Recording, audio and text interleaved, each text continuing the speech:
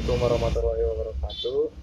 Kali ini saya akan membahas konflik buruh atau pekerja driver Gojek dengan PT Gojek Indonesia yang terjadi pada tanggal 26 Oktober 2016. Sebelumnya, perkenalkan, nama saya Muhammad Tajudin Putra Tuasamu dari kelas MP 4402 dengan NIM 67042020047.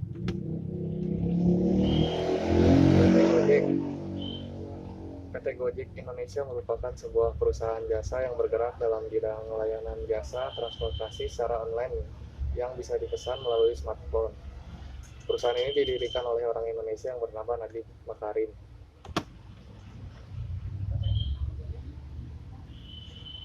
Pemain peran yang terlibat yaitu driver Gojek dan PT Gojek. Konflik yang terjadi antara buruh driver Gojek dengan PT Gojek adalah salah satu bentuk konflik industrial.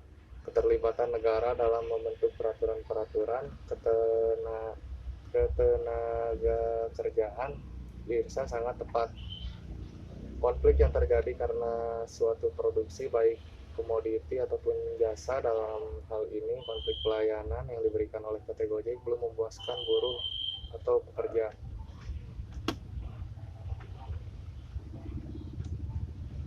Untuk isu permasalahannya, yang pertama, adanya hak-hak buruh driver Gojek belum terpenuhi bahwa status kemitraan yang berjalan selama ini antara buruh driver Gojek dengan PT Gojek telah menyalahi Undang-Undang Nomor 13 Tahun 2003 tentang ketenaga kerjaan. Yang kedua, adanya keinginan dari buruh driver Gojek untuk meminta diangkat menjadi karyawan, sebab menurut mereka hal tersebut terkait dengan pemotongan gaji yang jelas.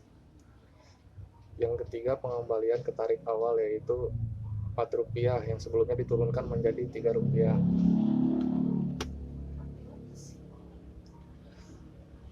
Dan untuk solusinya, dalam memberikan pelayanan kepada masyarakat, sudah selayaknya PT Gojek memberikan kenyamanan kepada mitra kerja atau buruh atau pekerja driver Gojek.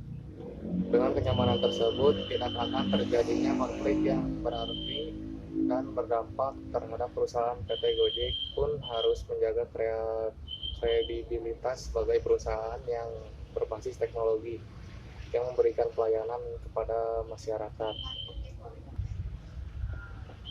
PT Gojek harus melakukan apresiasi bukan hanya penghargaan yang diberikan dalam bentuk kompensasi atau imbalan uang sebagai pendorong kinerja karyawan, melainkan juga hal-hal yang sederhana namun penting, seperti kepedulian pemimpin mereka kepada karyawan dan transparansi penilaian kerja.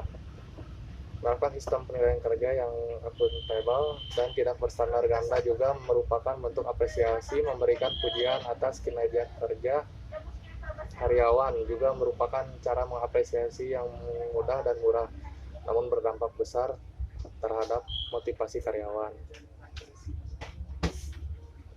Selain mendukung karyawan untuk saling menginspirasi satu sama lain, PT Gojek juga memberi mereka tantangan di luar tugas-tugas utama sehingga karyawan dapat belajar mengenai hal-hal baru. PT Gojek perlu menciptakan purpose untuk membuat karyawan merasa mereka melakukan pekerjaan bermanfaat. Perusahaan farmasi menciptakan purpose membantu menyelamatkan nyawa manusia sehingga karyawan akan merasa melakukan pekerjaan mulia, bukan sekedar memproduksi obat. PT Gojek juga perlu meningkatkan kepuasan kerja karyawan. Contohnya dengan diadakan acara spesial dengan adanya waktu berkualitas untuk refreshing bersama, misalnya outing atau makan bersama, membuat karyawan merasa lebih senang dengan tempat kerjanya. Yang kedua adalah memberikan penghargaan bagi karyawan.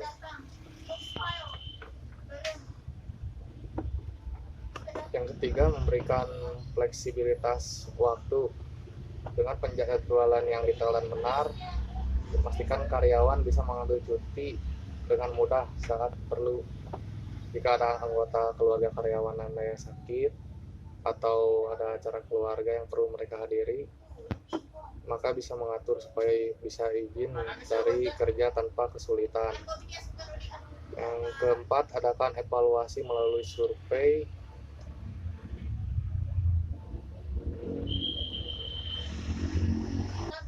Sekian presentasi dari saya. Mohon maaf jika banyak kesalahan. Assalamualaikum warahmatullahi wabarakatuh.